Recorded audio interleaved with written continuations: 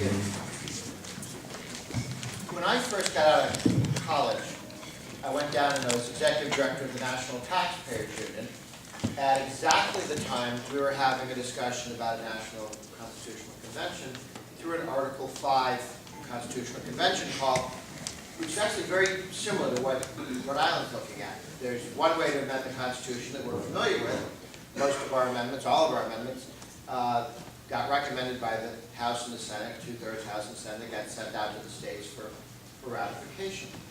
But there's another one, which is the states themselves can call a convention and write an amendment, and then send it back to the states. Kind of leaves the House and Senate out, engages all 50 states, but leaves the House and Senate out, because the people who founded the Constitution set up two ways to amend it. One, if the senators and congressmen themselves said, gee, we need to change the rules, and they felt 3/4 of the state legislatures would agree, you could do that. But then they said, you know, what if the problem is the House and the Senate? What if the problem is the senators and the congressmen? They will never vote term limits on themselves. They'll never vote meaningful ethics reform. There are a number of things that they won't do. And in fact, the list of things they won't do is exactly where bipartisanship happens in Washington, D.C. There's partisan fights. One party takes one team's side and one party takes another. But there's bipartisan agreement when the class interests of congressmen, as congressmen, converge. They get together very well and discuss their pension hopes and dreams. They get together very well when they raise their pay. They're big fans on a bipartisan basis on campaign finance reform, which starts by kneecapping all potential competitors who aren't incumbents. And so they can get together and they can hold hands and be terribly bipartisan. But the problem is when they do that, it's almost always when they're linking arms against the rest of us, as opposed to having a debate. And so I think the whole idea of an Article 5 Constitutional Convention is a good idea. It's been brought up again recently. Would you ever get a balanced budget amendment in Washington, D.C. without a convention either called or about to be called? The answer is probably not, because congressmen are not going to discipline themselves there. In Rhode Island, you have an opportunity to, in effect, call the convention, not through 50 legislatures, but through a vote of the people. And the idea that it's scary to have a collection of people in Rhode Island who get called together to recommend amendments to the Constitution, that's frightening. Well, every day that the Rhode Island state legislature sits and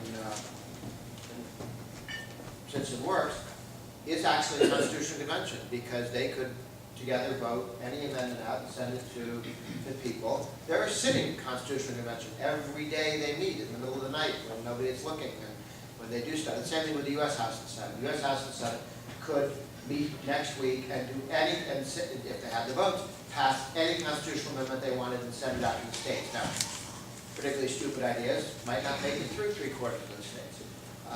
But they are, in fact, a sitting constitutional convention. So the idea that there's something scary about a constitutional convention is not that they have some power that doesn't already exist in the hands of the Rhode Island legislature.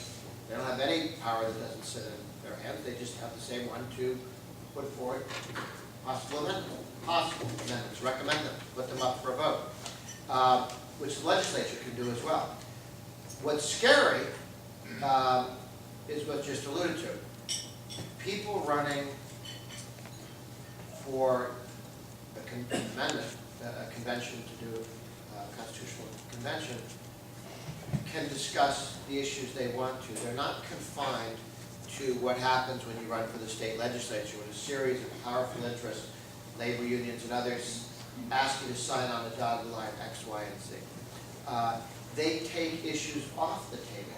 I think you'd find, as we have in other states, that when you allow people to have a what should the rules be, not today, not for next week, this is the Constitution, for the next 20 years, the next 50 years, for our children and grandchildren, and for generations yet unborn. What's fair?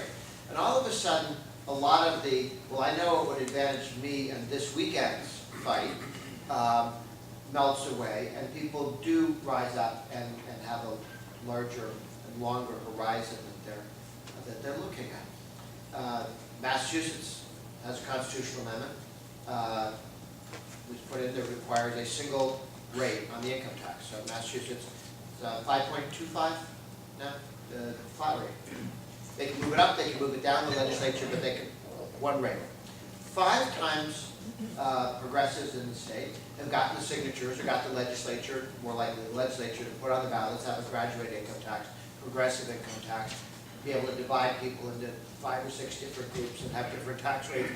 And 5 times has been a very sophisticated conversation on talk radio, and person to person, before social media. And people said, you know, if they divide us into different groups, I bet they might us one at a time. And they may raise Ted Kennedy's taxes first, but then they'll come for me, and Teddy will be out yachting, and we won't be looking after my interests. 5 times they voted it down. So the idea that there's some dangerous populist urges that are tempered down by the legislature, I think it's counterfactual. That if people know that they're being asked in a serious and grown-up way to talk about what we might want to do, I mean, you can have conversations about what might happen. I think we'll probably be surprised that 1 or 2 amendments that become intriguing and important to discuss will be ones that nobody in the legislature has mentioned in the last 20 years because they just were off the table. The modern issues that are coming up in other states, transparency. Texas, for instance, every check written by the state and most local governments is online. Every contract is online. If you write a contract, have a contract with your cousin, it will be online. And who owns the company you had the contract with and how much they got paid and what they did for it. And every check that gets written, you can't have a no-show job with transparency because you can see who's getting the checks. And it's had tremendous impact. I talked to the woman who's the comptroller of Texas who helped organize this and said, the Wall Street Journal wants an article on all the sexy things that you're catching. She says, we told them 6 months we were going to do this, we're not catching anything sexy. Everybody's behaving. They're not writing checks to their cousins. And they're not having 20 issues of Time delivered to an office with 3 people in it because they want to clean that up.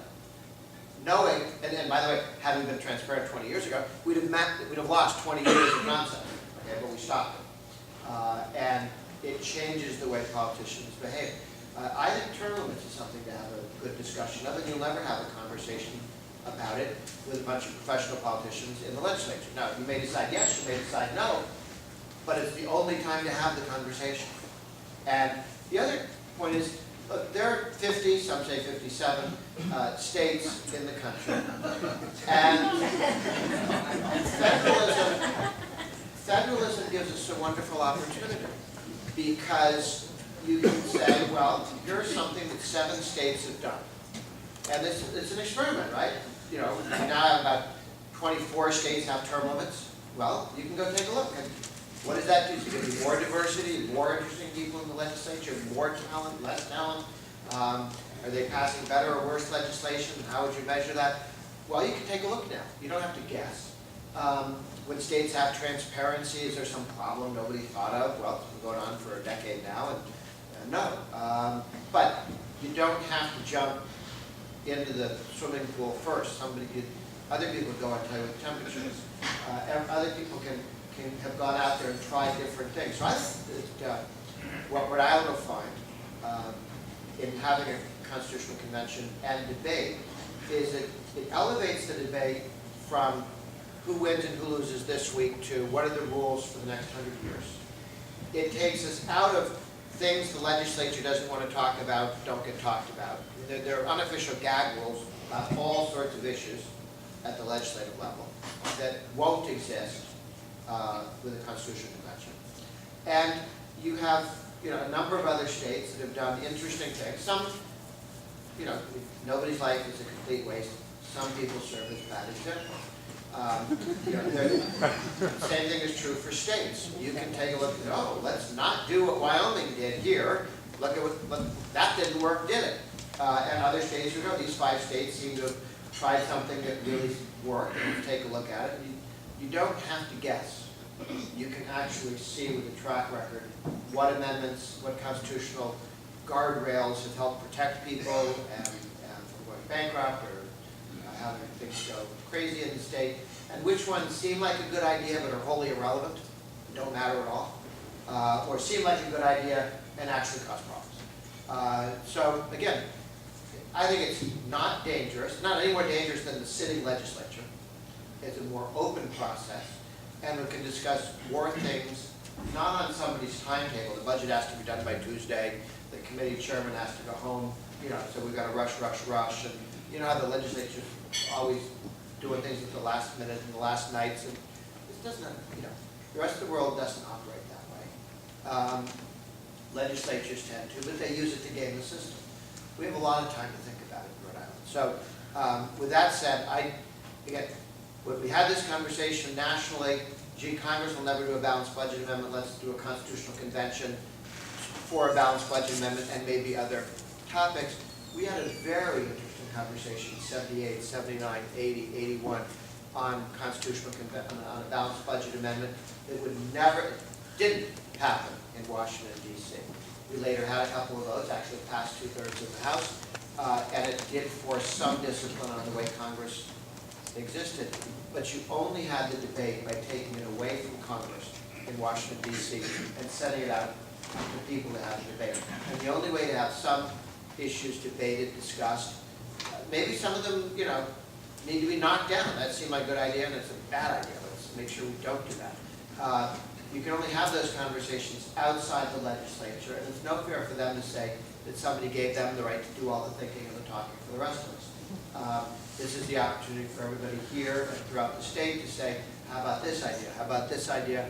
And things that have never been discussed in the legislature can be discussed throughout the state. And I think it'd be a very healthy thing. And if somebody has a bad idea, you vote it down. You laugh it down. It doesn't. The best way to kill a bad product, as they tell you in business school, is to advertise it heavily. Okay? And the same thing with bad ideas. If somebody has a bad idea, tell everybody. Listen to Fred's idea. Okay, let's not do that. That said, I think this is a very exciting opportunity for Rhode Island, and as your little chart suggests, there's nowhere to go but up. And somebody from Massachusetts is pretty close to that. And when I'm not in Massachusetts, I'm in D.C. So we can all link arms and hope that we can do better as we move forward.